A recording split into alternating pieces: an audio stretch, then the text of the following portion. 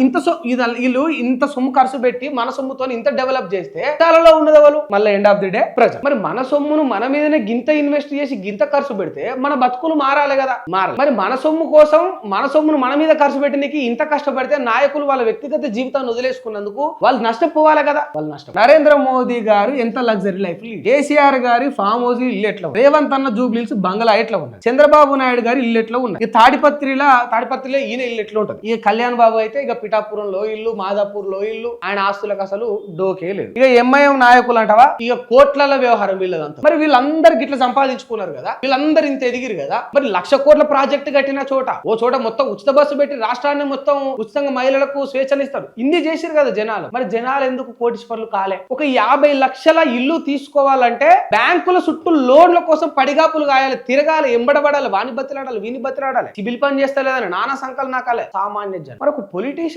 Simple గా ఒక 5-10 కోట్ల విలువ చేసే విల్లాన్ని ఎట్లా కొనేస్తున్నాడు చెప్పండి, ఎట్లా కొనేస్తున్నాడు? వీళ్ళ కోసం మీరు ఇక ఆయన కళ్యాణ్ బాబు అట్లా పోయిండు అనుకో, ఓ నా దేవుడు అంటే నీ దేవుడు ఎంతమంది జీవితాలను మార్చిండో చెప్పు. 4 PR స్టంట్లు, నీ దేవుడి చేతిలో ఒక ఫలానా పాప జీవితం, ఒక ఫలానా వ్యక్తి జీవితం ఇట్లనే ఉన్నాయి. ఒక 4-5 లిమిటెడ్ గా ఉన్నాయా? ఎంతమంది మార్చిండు? చంద్రబాబు నాయుడు ఎంతమంది జీవితాలను మార్చిండు? మీ జగన్మోహన్ రెడ్డి ఎంతమంది జీవితాలను మార్చిండు? రేవంత్ రెడ్డి గారు ఎంతమంది జీవితాలను మార్చిండు? కేసీఆర్ గారు ఎంతమంది జీవితాలను మార్చిండు? అవు మనకు పల్లెలు పడితే పల్లెలలో అన్నమేసిరు వీళ్ళంతా కూడా.